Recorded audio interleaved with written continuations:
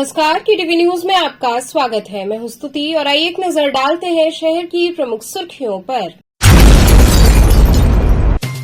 संतान प्राप्ति की कामना के साथ लुलार्क षष्ठी पर काशी के लुलार्क कुंड में लाखों श्रद्धालुओं ने किया स्नान।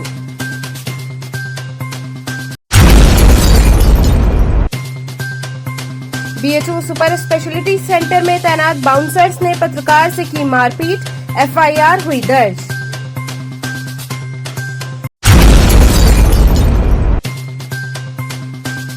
श्योपुर थाने की टीम ने चोरी की 5 बाइक संग 4 अभियुक्तों को किया गिरफ्तार।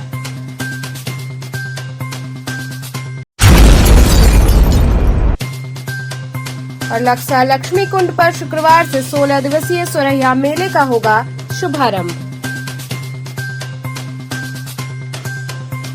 और अब खबरें विस्तार से। संतान प्राप्ति की कामना के साथ लुलार्क षष्ठी पर काशी के लुलार्क कुंड में लाखों श्रद्धालुओं ने स्नान कर लुलार्केश्वर महादेव का दर्शन पूजन किया।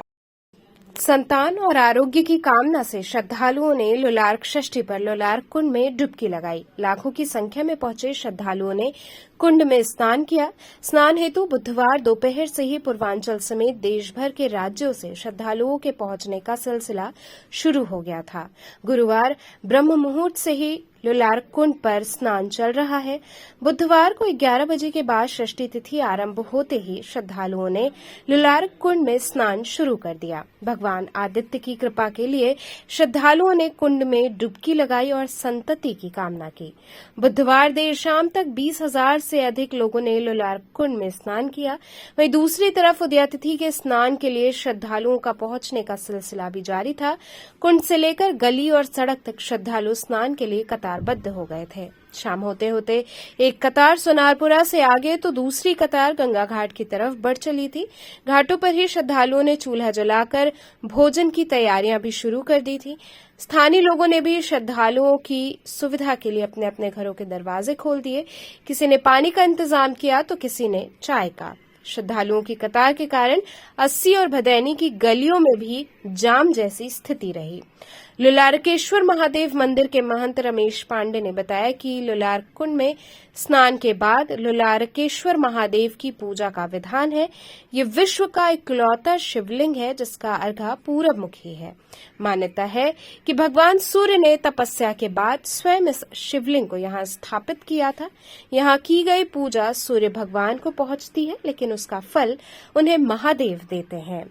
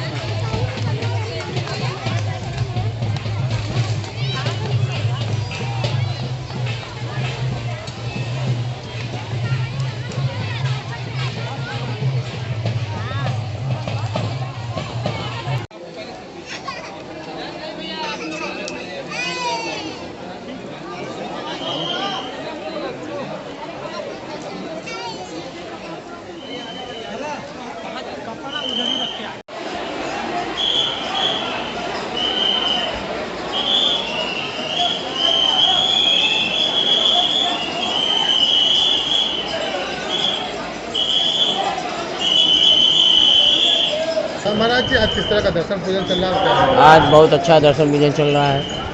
संतान प्राप्ति की कामना से आयु आरोग्य के लिए और कुष्ठ रोग, चर्म रोग, सप्तजन प्राप्त के नाश और संतान प्राप्ति, पुत्र प्राप्ति की कामना के लिए लोग बड़े ही हर्षोल्लास से लुलार्क कुंड में स्नान कर रहे हैं। कितने वर्षों की परंपरा है और आज लगभग कितने दर्शन करते हैं? ये तो अनादिकाल से परंपरा है और लगभग 1 लाख से के आसपास हमेशा जो दर्शनार्थी स्नान करते हैं। प्रशासनिक अधिकारियों द्वारा आज बाबा का दर्शन नहीं किया गया, तो आप लोग किस तरह से दर्शन करा रहे हैं बाबा का? नहीं, प्रशासनिक अधिकारी द्वारा बाबा का दर्शन सुलभ हुआ है। राजेश यादव चुल्लू सभासद जी के द्वारा और सौरभ श्रीवास्तव विधायक जी के द्वारा और हमारे प्रवीण सिंह और SHO राजेश सिंह के द्वारा बाबा लुलार्केश्वर का दर्शन सुलभ किया गया। पिछले बार तो एकदम हो ही नहीं पाया था। इस बार कराया जा रहा है। उधर कराया जा रहा है, बाहर से बाबा का दर्शन हो रहा है। स्पर्श से दर्शन नहीं हो पा रहा है इस बार। नहीं, स्पर्श से दर्शन नहीं हो रहा है, पहले भी स्पर्श से दर्शन नहीं था, लेकिन यहाँ से नहा के लोग आते थे तब दर्शन करते थे। अब सब लोग नहा के उधर से दूसरे तरफ से आके दर्शन कर रहे हैं। दर्शन मतलब हो रहा है। दर्शन हो रहा है और बहुत ही अच्छे तरह से हो रहा है। जी कितने सालों से यहाँ पे आ रहे हैं? अभी तो पहली बार है। क्या सुने हैं यहाँ पे? यहाँ ये मान्यता बाबा का बहुत है कि पुत्र जो है देते हैं और कोई खाली हाथ नहीं जाता है, झोली जरूर अवश्य भरते हैं। कितने साल हो गया शादी को? 1 ही साल होने वाला है, अभी होने वाला है। क्या कोई उम्मीद कामना करके आए हैं यहाँ पे? यही कि बच्चे की कामना करके आए हैं अभी। जी पहली बार आए हैं? जी किसने पहली सुना बार था? है। ऐसे सुने थे लोगों से जो है कि वहाँ पे जाने में जो कि सबकी मनोकामना पूर्ण होती है, तो हम लोगों को भी लगा कि नहीं जाना चाहिए एक बार तो। कैसा यहाँ पे लगा आपको? नहीं, ठीक तो लगा फिलहाल। व्यवस्था कैसा लगा पुलिस प्रशासन? पुलिस प्रशासन का बहुत अच्छी व्यवस्था है यहाँ पे। तो कितने सालों से आ रहे हैं यहाँ पे पहली बार आए हैं। दर्शन करने? हाँ। कहाँ से सुने थे आप? हम फरीदाबाद में कोई बताया था, हमारी मामी ने बताया तो था। किस लिए आज आए हैं? क्या प्राप्ति के लिए आए हैं? लोग कहते हैं कि यहाँ नहाने से कुछ फायदा हो जाता है, इसलिए चले आए हैं पुत्र के लिए। बीएचयू सुपर स्पेशलिटी सेंटर में तैनात बाउंसर्स ने पत्रकार से मारपीट व अभद्रता की मामले की गंभीरता को देखते हुए एफआईआर दर्ज की गई। काशी हिंदू विश्वविद्यालय में स्थित सुपर स्पेशलिटी सेंटर में लगाए गए बाउंसर्स पर गुंडागर्दी का आरोप लगा है। बताया जा रहा है कि बाउंसर्स ने न्यूज कवरेज के दौरान एक पत्रकार से हाथापाई करते हुए मारपीट भी की।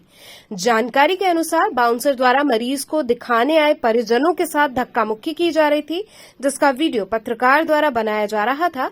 इस बात पर बाउंसर को इतना क्रोध आ गया कि उन्होंने पत्रकार के साथ हाथापाई की और उनके मोबाइल को छीन लिया। इसके बाद पत्रकार अपनी जान बचाते हुए प्रोक्टोरियल ऑफिस पहुंचे। इस पूरे मामले को गंभीरता से लेते हुए प्रोक्टोरियल बोर्ड की टीम ने मारपीट में शामिल बाउंसर्स को चिन्हित कर लिया है और शिकायत के आधार पर एफआईआर दर्ज की गई। वहीं इस मामले की जानकारी छात्र संगठन अखिल भारतीय विद्यार्थी परिषद को हुई। संगठन के छात्रों ने चीफ प्रॉक्टर ऑफिस का घेराव करते हुए तत्काल प्रभाव से बाउंसर को हटाने की मांग की। छात्रों ने आरोप लगाया कि बाहरी बाउंसर को यहां पर नियुक्तियां दी जा रही हैं, जो आए दिन छात्रों के साथ साथ पत्रकारों और मरीज के साथ भी मारपीट कर रहे हैं। अभय सिंह ने कहा कि हम सभी इस घटना की घोर निंदा करते हैं और हम विश्वविद्यालय प्रशासन से मांग करते हैं कि पूरे अस्पताल कैंपस से बाउंसर्स को हटाया जाए और जिस तरह से पहले सुरक्षा कर्मियों द्वारा अस्पताल की सुरक्षा की जा रही थी, उसे लागू किया जाए। वहीं पुनीत मिश्रा ने कहा कि यह घटना निंदनीय है। ये बाउंसर आए दिन कभी छात्रों के साथ तो कभी मरीजों के परिजनों के साथ अभद्रता करते हैं और आज तो पत्रकार के साथ इस तरह की घटना हुई, जिसका हम घोर विरोध करते हैं और हम मांग करते हैं कि इन्हें जल्द से जल्द पूरे अस्पताल कैंपस से हटाया जाए। मैं पेशे से एक पत्रकार हूँ और मुख्यमंत्री का ये भी कहना है कि पत्रकारों के साथ अगर कोई भी घटना दुर्घटना करता है तो उसको डिफाइन करके उसके खिलाफ सख्त कार्रवाई की जाएगी। आज मेरे साथ मैं बीएचयू में कवरेज के लिए पहुंचा था, न्यूज़ कवरेज के लिए, क्योंकि डॉक्टर वहाँ पे स्ट्राइक है और परिजन मरीज जो भी आ रहे हैं वो काफ़ी परेशान हैं। तो उसी दौरान मैं कवरेज करने के लिए BHU multi super speciality BHU में है, वहाँ पे कवरेज करने के लिए पहुँचा था। तो वहाँ पे बाउंसर थे और कुछ अज्ञात लोग थे, बीएचयू के ही लोग थे, मैं पहचान नहीं पाया, लेकिन जो है 2 बाउंसर जो है मारपीट कर रहे थे, आए थे बाहर से मरीज के परिजन से। मैं वो कवरेज कर रहा था, ये बात उनको नागवार गुजरी और वो लोग जो है उसको छोड़ के मेरे ऊपर टूट पड़े। मैंने अपना परिचय दिया, वहाँ पे बीएचयू सुरक्षा अधिकारी मुख्य आरक्षण अधिकारी अभिमन्यु सिंह का परिचय दिया। तो वो लोग कह रहे हैं कि अभिमन्यु सिंह को बोल रहे हैं कि वो कुछ नहीं करेगा, उसका जो होगा मैं देख लूँगा, वो कुछ नहीं कर पाएगा। हम लोग दूसरे जगह से हैं, हम लोगों का सैलरी दूसरी जगह से बनती है और हमको मारते हुए एक रूम में ले गए।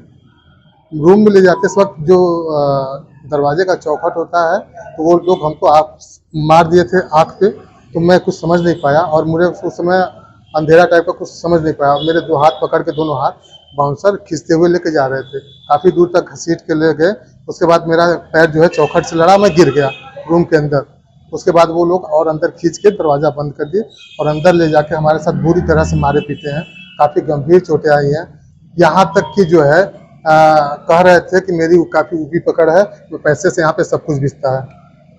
यहाँ तक कि शासन और प्रशासन को भी चुनौती देखिए, ये चोट लगा है, मेरा गर्दन दबा दिए थे पैर से, वहाँ पे भी काफ़ी चोट आई है, काफ़ी दर्द हो रहा है। और जो है घसीटते हुए लेकर अंदर बुरी तरह से मारे हैं। कितने लोग रहे? वो 2 बाउंसर थे और एक एमटीएस और कुछ 4-5 अज्ञात लोग थे, जिनको मैं नाम मैंने नोट कर दिया है, फिलहाल अभी याद नहीं आ रहा, तो मैंने तहरीर लंका थाने में दिया है। और वो लोग जो है बाहर निकलने के बाद भी इतना मनबड़ थे कि ये लोग बाउंसर के रूप में गुंडे हैं, शुद्ध रूप से गुंडे कह लीजिए। ये लोग बाहर निकलने के बाद गोली मारने की धमकी दे रहे थे, इतना मनबड़ थे कि पैसे से खरीदने की बात, गोली मारने की बात, ये सब कर रहे थे। मेरा मोबाइल और मेरा जो चैन था सोने का वो नोच लिए हैं। क्या आपको आपकी चैन अभी तक बरामद किया?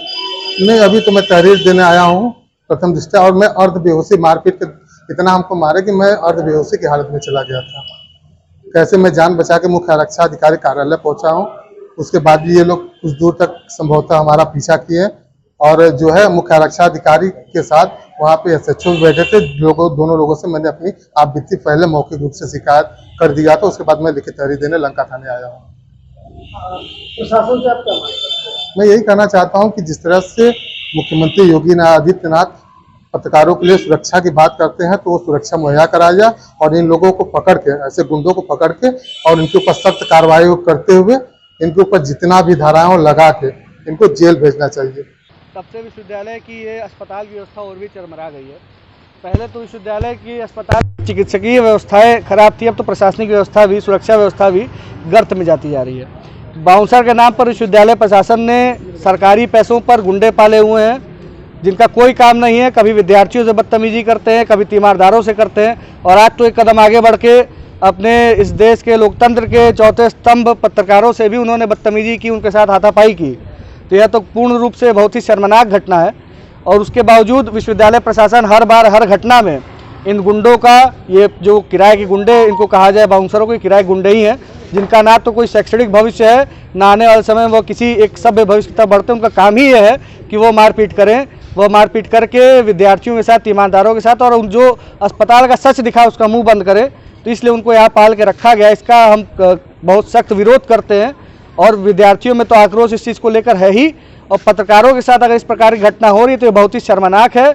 यहाँ विश्वविद्यालय प्रशासन को इस पर जवाब देना चाहिए, पत्रकारों से माफ़ी मांगनी चाहिए, और जो भी लोग इस घटना में संलिप्त हैं, जो भी वह गुंडे, बाउंसर, किराए के गुंडे जो इस घटना में संलिप्त हैं, उन पर तत्काल प्रभाव से कार्रवाई करनी चाहिए, उनको हटाना चाहिए, उनके ऊपर एफआईआर दर्ज विश्वविद्यालय प्रशासन को करानी चाहिए। अच्छा, ये बताइए कि 2,500-3 हज़ार, जहाँ तक मेरी जानकारी है, सिक्योरिटी वाले हैं, इसके बावजूद जो है बाउंसर रखना हो रहा है। देखिए क्या है कि विश्वविद्यालय हमेशा से एक तरह से मैं कहूँगा बंधक बन जाता है कुछ व्यवस्थाओं का। कुछ वर्षों पहले जब चिकित्सकों ने हड़ताल की कोई विषय हुआ, मामला हुआ, तो उस विषय का एक तरह से उसको सुलझाने के बजाय विश्वविद्यालय प्रशासन उसको लेकर एक ये सॉल्यूशन लेके आया कि हॉस्पिटलों में बाउंसरों की तैनाती कर दी जाए। जबकि बाउंसरों का स्थान कहाँ पर है, बाउंसरों को कहाँ तैनात किया जाता है, वो कितनी सभ्य जगह होती है, सभी जानते हैं। हम सभी जानते हैं, हम सभी इसी समाज के हिस्सा हैं। हमको पता है बाउंसर किन जगहों पर रखे जाते हैं और किन लोगों द्वारा रखे जाते हैं। परंतु यह बहुत ही हास्यास्पद था कि विश्वविद्यालय प्रशासन ने उस समय बाउंसर रखे। उस समय भी विद्यार्थियों द्वारा, हम सभी के द्वारा उस समय भी समय समय पर विरोध किया गया, परंतु विश्वविद्यालय प्रशासन उन बाउंसरों के आगे, अस्पताल प्रशासन के आगे एक तरह से बंधक बनकर ऐसा नतमस्तक था कि उनकी हर अनर्गल और उल्टी सीधी मांगों को माने जा रहा था। और विश्वविद्यालय में, पूरे विश्वविद्यालय में जब 1350 एकड़ कैंपस में इन्हीं सुरक्षा गार्डों के भरोसे एक बिल्डर पर उत्पीड़न का आरोप लगाते हुए महिला ने न्याय की गुहार लगाई। लहंगपुरा चेतगंज निवासी सरिता देवी नामक महिला ने पत्रकारों से बातचीत कर अपनी परेशानी साझा की।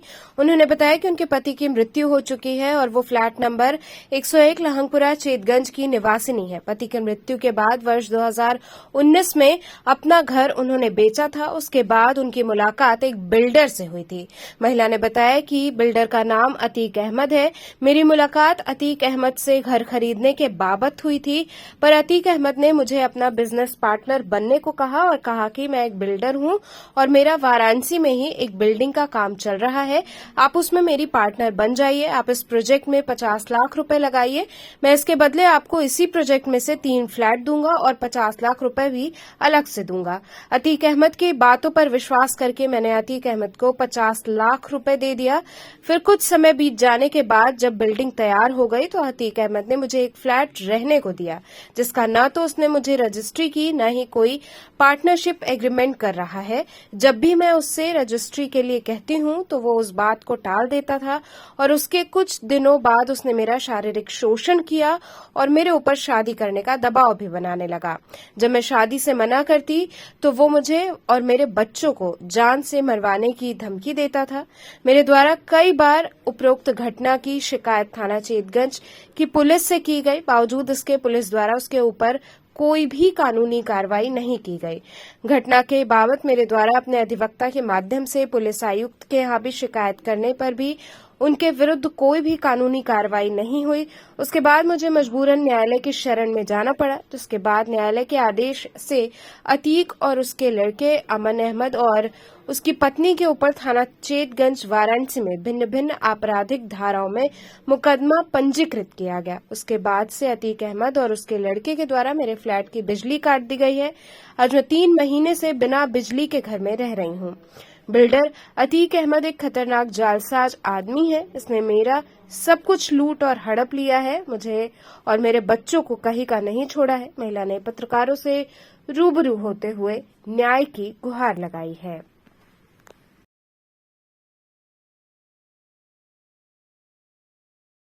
किस तरह की समस्या है आपको? सर, मेरा गुड्डू अतीक अहमद हमारे घर आया, हमको बोला कि जो है कि पार्टनर बन जाइए। हमको झांसा देके हमको भागलाल फुसला कर हमसे मतलब कि पैसा लिया और उसके अवध में हमको एक फ्लैट दिया है और उसमें हम रहते हैं। लेकिन उसमें जो है कि ना तो बोला था कि हम तुमको जो है 1 करोड़ रुपया देंगे और एक फ्लैट देंगे उसके मतलब प्रॉफिट में तुमको इस शेयर बोला था इतना हम देंगे, तुम इसमें रहो जब तक बनवा के बिल्डिंग के निर्माण अधूरा घर था, मैंने उसको बनवाया। उसका मेरे पास वीडियो भी है, मैंने बैठ के बनवाया। अलग से 2 लाख रुपया लगाया था मैंने। अलग कितना दी थी उसको? 50 लाख रुपया मैंने उसको कैश दिया था, चेक दिया था मैंने। लेकिन उसने मुझे बैंक बुलवा के निकलवा के हमसे पैसा लिया, उसका मेरे पास वीडियो है। अतीक मेरे को बैंक बुलाया और पैसा कैश निकाल के ले जा रहा है, ये हमारे पास पूरा वीडियो है। क्या समस्या है सर? अब समस्या ये है कि ना तो वो मेरा पैसा दे रहा है और ना ही वो मुझे मतलब कि वो मतलब रजिस्ट्री कर रहा है फ्लैट का, ना मतलब रजिस्ट्री कर रहा है। और बिजली पानी भी पानी काट दिया है। 6 महीना से बिना बिजली के वहाँ पे रहते हैं। तो आपने इसकी सूचना उच्च अधिकारियों को हम सूचना कई बार गए, कई बार दौड़े, लेकिन उच्च अधिकारी जो सर कोई सुनवाई होते में भगा देते हैं। वहाँ पे से हमें बेनिया चौकी पर भी जाते थे, चेतगंज थाने में भी जाते थे, लेकिन कोई सुनवाई अधिकारी पुलिस के नाम पर आपको चेक भी दिया है? हाँ, हमको 25 लाख का 26 लाख का चेक दिया है। अपने लड़के के नाम से है और उसके नाम से है। तो क्या समस्या है सर? मेरा यही पुलिस प्रशासन से यही अनुरोध है सर, रिक्वेस्ट है कि हमारा मतलब पैसा हमको दिलवाएं। हमारे चेक दिया है तो उसका क्या हुआ? चेक दिया है वो सर, मैंने बोला था कि जब हम कहेंगे तब लगाना। अभी मैंने उसको लगाया नहीं है चेक, अभी वैसे ही रखे हैं, अभी मैंने लगाया नहीं। उसने मुकदमा कितना दिन पहले चेक दिया था? ये पुराना चेक मैंने उसको दे दिया था, तो अंगद सिंह ने जो है कि उसको चेक मतलब हमको चेंज करवा के हमें नया चेक दिलवाया था। 8 महीना 7 महीना हो रहा है, लेकिन चेक अभी तक भजा नहीं। अभी भजा मैंने उसको लगाया नहीं है। एक चेक लगाया था 1 लाख का, बाउंस हो चुका है। वो बाउंस हो चुका है, उसका मैंने मुकदमा किया है। और भी वो हमने उसके में मुकदमा किया है। उसने भी मेरे कहना है कि जब हम बोलेंगे तभी चेक लगाना। हाँ, वो कहे थे कि जब हम बोलेंगे तब चेक लगाना। 10 साल बाद बोले तो 10 साल बाद लगाना। हाँ सर, ऐसे पहले भी बोले थे, पहले का भी चेक दिए थे तो उनको वापस कर दिए, नया चेक लिए थे तो बाउंस हो गया था कई बार। लेकर के आपको पैसा?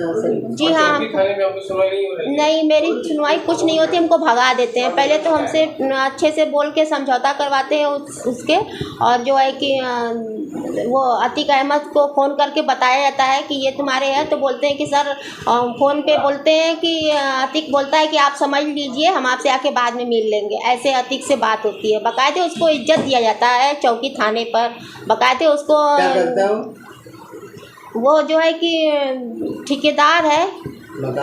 हाँ, ठेकेदार यही जानते हैं। पहले पंखा बनाता था, ये हम जानते। श्योपुर थाने की टीम ने चोरी की 5 बाइक संग 4 अभियुक्तों को गिरफ्तार कर लिया। श्योपुर थाने में बाइक चोर के पकड़े जाने पर अभियुक्त को मीडिया के सामने एसीपी कैंट अतुल अंजान ने पेश किया। मामले का खुलासा करते हुए उन्होंने बताया कि 4 अभियुक्तों के कब्जे से चोरी की 5 बाइक बरामद की गई है, जिसमें से 3 बाल आबकारी हैं जिनकी उम्र 15 से 16 वर्ष की है और एक की उम्र 20 वर्ष है। इनके द्वारा श्योपुर, फूलपुर, बड़ा गांव आदि जगहों पर छोटी छोटी चोरियां की गई हैं।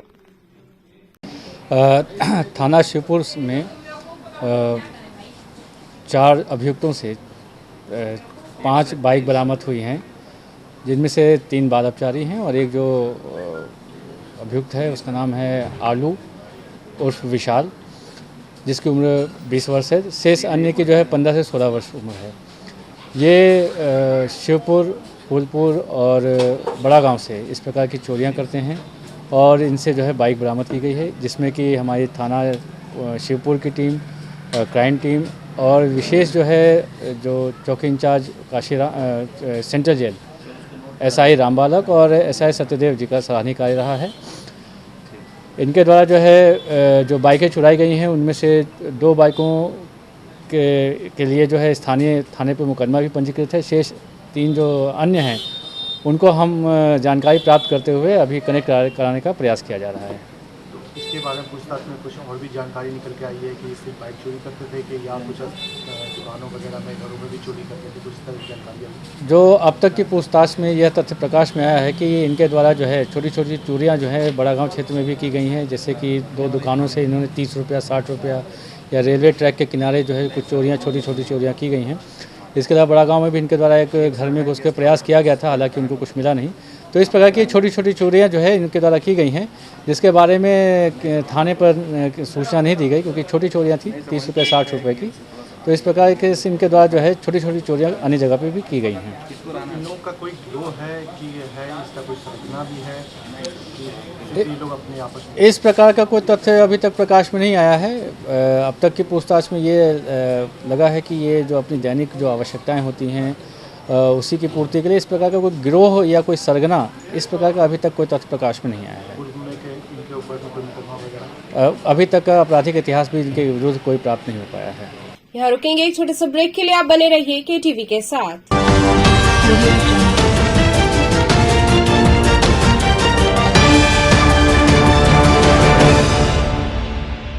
खबरों से जुड़े रहने के लिए हमारे चैनल केटीवी वाराणसी को सब्सक्राइब करें और लेटेस्ट अपडेट्स के लिए बेल आइकन को प्रेस करें।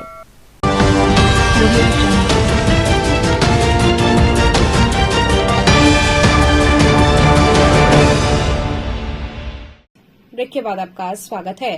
लक्सा लक्ष्मी कुंड पर शुक्रवार से 16 दिवसीय सुरैया मेले का शुभारंभ होगा। आगामी 22 सितंबर शुक्रवार से प्रसिद्ध सुरैया मेले का आयोजन लक्सा स्थित लक्ष्मी कुंड मंदिर में किया जाएगा, जिसमें माता लक्ष्मी के दरबार में विविध अनुष्ठान होंगे। पूरे मंदिर परिसर के आसपास मेले लगेंगे। इस दर्शन पूजन में महिलाएं पुत्र की दीर्घायु और सुख समृद्धि के लिए अनुष्ठान करती हैं, जिसमें मंदिर द्वारा सारी व्यवस्थाएं कर ली गई हैं। आगामी 6 अक्टूबर को मेले का समापन किया जाएगा। इस मेले में 7 व 8 तारीख को सांस्कृतिक कार्यक्रमों का आयोजन किया जाएगा। इस बात की जानकारी मंदिर के महंत पंडित शिव प्रसाद पांडे ने पत्रकार वार्ता के दौरान दी। कब और क्या कार्यक्रम करने जा रहा है? प्रतिवर्ष की भांति इस वर्ष भी लक्सा लक्ष्मी कुंड स्थित त्रिशक्ति श्री पीठ श्री महालक्ष्मी माता का प्रसिद्ध सुरैया मेला जो शुक्रवार 22 सितंबर से प्रारंभ हो रहा है। 22 सितंबर से हमारी माताएं 16 गांठ का धागा अपने हाथों में बांधकर पूजन करके 16 दूब 16 अक्षत से भगवती का पूजन करेंगी एवं नित्य 16 दिनों तक व्रत रहकर भगवती की कथा का श्रवण करेंगी और इसके साथ ही 16 दिनों तक भगवती की आराधना ये हमारी माताएं करती हैं। और आश्विन कृष्ण अष्टमी जिसको जीवित पुत्रिका के नाम से विख्यात है, उस दिन 16 फल 16 श्रृंगार का सामान इत्यादि से जीवित पुत्रिका माता की पूजन अर्चन करके इस अनुष्ठान का समापन होता है। इसमें हम सभी माताएं बहनों सभी से हम निवेदन करते हैं कि सोने का चैन, चांदी का सामान इत्यादि गहना ये सब पहनकर मंदिर के अंदर न जाएं, क्योंकि मंदिर बहुत ही छोटा है। और साथ में परिक्रमा न करें, क्योंकि परिक्रमा करने से भीड़ होती है और भीड़ में ही ये सब चैन आदि कांड हो जाते हैं। परिक्रमा न करें। क्षेत्र में मेला भी लगेगा क्या? पूरे क्षेत्र में वो गली में पूरा सब मेला, वो खिलौना वाले, चाट वाले, ये सब आज नहीं परंपरा से लगाते आ रहे हैं। ये लोग अपना दुकान और इत्यादि लगावेंगे, लेकिन मंदिर के अंदर कम जगह होने की वजह से हम सभी दर्शनार्थियों से निवेदन करते हैं कि वो परिक्रमा न करें और शासन प्रशासन के व्यवस्था को सुचारू रूप से उसको फॉलो करें। आरएसएस प्रमुख पर जातिगत टिप्पणी करने वाले बिहार के पूर्व सांसद आनंद मोहन का बीएचयू के छात्रों ने पुतला फूंका। वाराणसी में बिहार के पूर्व सांसद आनंद मोहन के एक बयान पर विरोध थम नहीं रहा है। बीएचयू के छात्रों ने आरोप लगाया कि आनंद मोहन ने राष्ट्रीय स्वयंसेवक संघ प्रमुख मोहन भागवत पर जातिगत टिप्पणी की गई है। बीएचयू में हुए आनंद मोहन के भाषण का एक छोटा क्लिप भी वायरल हो रहा है। अब इस पूरे मामले में छात्रों ने छात्र संघ भवन के पास विश्वविद्यालय प्रशासन का पुतला दहन किया और आयोजकों व शिक्षकों पर मुकदमा दर्ज किए जाने की मांग की। छात्र नेता मृत्युंजय तिवारी ने कहा कि शिक्षा के आंगन में इस तरह अपराधियों का महिमा मंडन अस्वीकार्य है। जिस तरह संघ और सरसंघ चालक पर टिप्पणी की गई वो दर्शाता है कि इस कार्यक्रम के द्वारा लोगों की भावनाओं को जानबूझकर आहत किया गया है। इसी बयान पर छात्रों ने नाराजगी जताई है। पुतला दहन में उत्कर्ष द्विवेदी, शुभम तिवारी, आलोक, दिनेश, अधोक्षज, पतंजलि आदि छात्र शामिल रहे। किस मामले में आज आप लोगों ने पुतला फूंका और किसका पुतला फूंका? जी, जैसा कि आपको पता है कि इस विश्वविद्यालय में काफी दिनों से ये चर्चाएं चल रही है, वीडियो वायरल हो रहा है जिसमें जाति सूचक शब्द का प्रयोग किया जा रहा है और मोहन भागवत की टिप्पणी की जा रही है। तो उसमें सम्मिलित ऐसे लोग जिन लोगों ने पूर्ण योजित तरीके से देश समाज को तोड़ने की साजिश करने के लिए, द्वेष फैलाने के लिए ऐसे कार्यक्रमों का आयोजित किया है, उसमें तमाम शिक्षक भी सम्मिलित हैं, तमाम छात्र भी सम्मिलित हैं, जिन लोगों ने राष्ट्रवाद का चोला ओढ़ रखा है, जबकि देशद्रोह का काम ये लोग करते हैं। तो उन लोगों के विरोध में मतलब विश्वविद्यालय प्रशासन समेत जो उसमें बोला था कोई अपराधी था, उसका भी पुतला हम लोगों ने फूंका है। और इनमें जो लोग सम्मिलित थे, जिन लोगों ने इस कार्यक्रम का आयोजित कराया, जिनकी मनसा जो जिनकी गड़बड़ थी, उनका हम लोगों ने पुतला फूंका है, विरोध प्रदर्शन किया है और आगे हम लोग आंदोलन करेंगे, मुकदमा भी करने का काम करेंगे हम लोग दोषियों पे। देखिए, पिछले दिनों 12 सितंबर को बीएचयू के कृषि विज्ञान संस्थान के एक हॉल में बिहार के एक सजा याफ्ता अपराधी आनंद मोहन, जो कि पूर्व में सांसद भी रहा है, उसको बीएचयू में कुछ छात्रों ने और कुछ अध्यापकों ने सुनियोजित ढंग से बुलाया। ये छात्र और ये अध्यापक विश्वविद्यालय परिसर का माहौल खराब करना चाहते हैं। वह बाहुबली अपराधी आता है कैंपस में और एक जातिगत टिप्पणी करता है, और एक ही नहीं, वह एक पूरी संगठन की, राष्ट्रीय स्वयंसेवक संघ की पूरी कार्यशैली पर वह सवाल उठाता है। और वहाँ उपस्थित सभी छात्र समुदाय, वहाँ उपस्थित जो भी उपस्थित थे मंच पर सभी लोग, ये सब लोग इस तरह के आयोजन के लिए दोषी हैं। कैंपस में, परिसर में, एक विश्वविद्यालय एकेडमिक इंस्टीट्यूट में इस तरह के आयोजन होने ही नहीं चाहिए। इन सभी इस तरह के आयोजन का हम लोगों का विरोध था, इसलिए आज हम लोग यहाँ इकट्ठा हुए थे। शारदा भवन में गणेशोत्सव में कलाकारों ने विविध प्रस्तुतियों के माध्यम से हाजिरी लगाई। शारदा भवन में गणेशोत्सव के तीसरे दिवस पर गणपति दरबार संगीतमय हो गया। तीसरे दिन डॉक्टर शेफाली मुखर्जी के गायन से कार्यक्रम की शुरुआत हुई। रागपुरिया धनाश्री के बाद विलंबित एक ताल में उन्होंने गणपति को रिझाया। गायिका ने उपस्थित भक्तों के समक्ष दादरा सुनाया, जिसने सबका मन मोह लिया। ज्ञान स्वरूप मुखर्जी ने तबला व कुमार विक्की ने हारमोनियम पर साथ दिया। दूसरे चरण में डॉक्टर राजेश शाह ने सितार की मधुर झंकार से सभी को मंत्रमुग्ध कर दिया। संगीत के इस कार्यक्रम के आखिरी क्रम में मुंबई की कलाकार डॉक्टर अर्चना महस्कर ने सभी श्रोताओं को राग यमन के विलंबित एक ताल में भजन गाकर भक्तों को प्रफुल्लित कर दिया। इनके साथ तबले पर श्रीकांत मिश्र व हारमोनियम पर मोहित साहनी ने संगत किया। सभी ने इनका भी ताली बजाकर खूब स्वागत किया। कार्यक्रम का संचालन डॉक्टर विनोद राव पाठक ने व संयोजन यादव राव पाठक ने किया। इस अवसर पर पधारे विशिष्ट अतिथियों का स्वागत व अभिनंदन स्मिता वी पाठक व स्वप्निल पाठक ने किया। धन्यवाद ज्ञापन वरदराव पाठक ने दिया।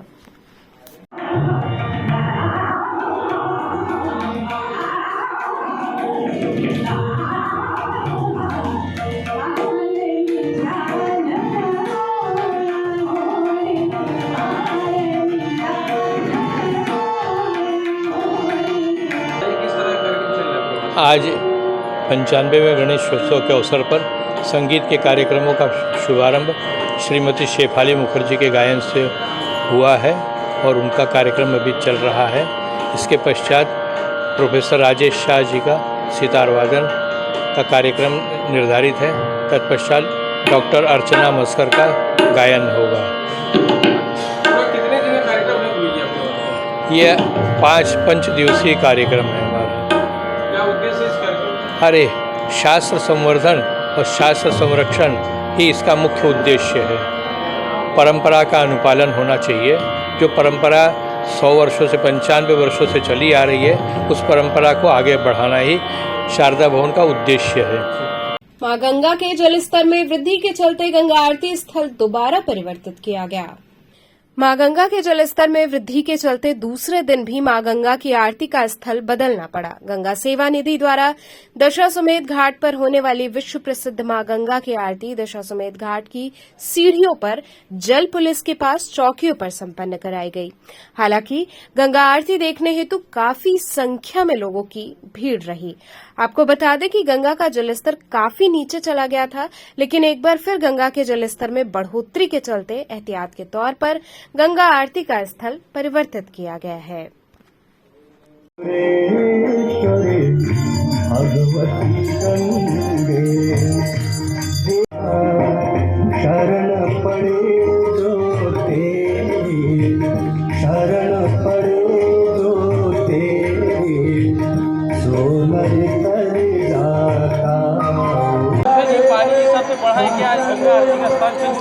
देखिए, हर वर्ष की भांति इस वर्ष भी मां गंगा का जल स्तर जो है वो अगस्त महीने में भी काफ़ी ज़्यादा बढ़ गया था। तो घाट पे जगह पर्याप्त न होने के कारण और बाढ़ ज़्यादा आ गई थी। इसकी वजह से जो आरती है वो मां गंगा के गंगा सेवा निधि कार्यालय के छत के ऊपर संपन्न हो रही थी।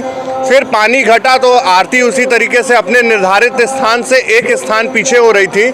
लेकिन पिछले 4-5 दिनों से जो मां गंगा का जल स्तर है, जिसमें लगातार बढ़ोतरी होती चली जा रही है, जिसके वजह से जो आरती का स्थान है वो भी परिवर्तित होता चला जा रहा है और काफ़ी समस्याओं का सामना करना पड़ता है। जैसे कि पूरा घाट की जो थी, जैसे जैसे जल स्तर नीचे जाता था वैसे वैसे घाट की सफाई होती थी, ताकि जो भी दर्शनार्थी श्रद्धालुगण जो कि दुनिया के कोने कोने से आ रहे हैं उनको किसी भी प्रकार की असुविधा न हो। लेकिन अब पानी फिर बढ़ गया है तो फिर उसी प्रकार से पूरी साफ सफाई होगी और अगर ज़्यादा जल स्तर बढ़ेगा तो फिर पूर्व की तरह जो आरती है वो कार्यालय के छत के ऊपर संपन्न होगी। तो चलते चलते पुनः एक नजर डालते हैं शहर की प्रमुख सुर्खियों पर। संतान प्राप्ति की कामना के साथ लुलार्क षष्ठी पर काशी के लुलार्क कुंड में लाखों श्रद्धालुओं ने किया स्नान।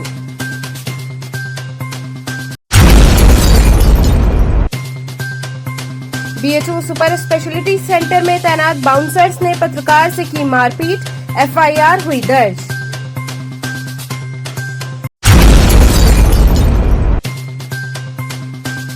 श्योपुर थाने की टीम ने चोरी की 5 बाइक संग 4 अभियुक्तों को किया गिरफ्तार।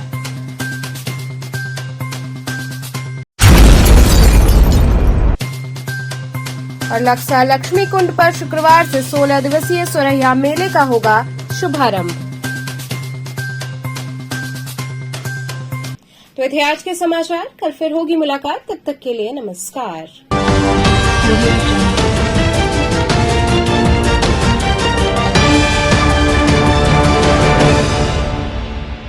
खबरों से जुड़े रहने के लिए हमारे चैनल KTV वाराणसी को सब्सक्राइब करें और लेटेस्ट अपडेट्स के लिए बेल आइकन को प्रेस करें।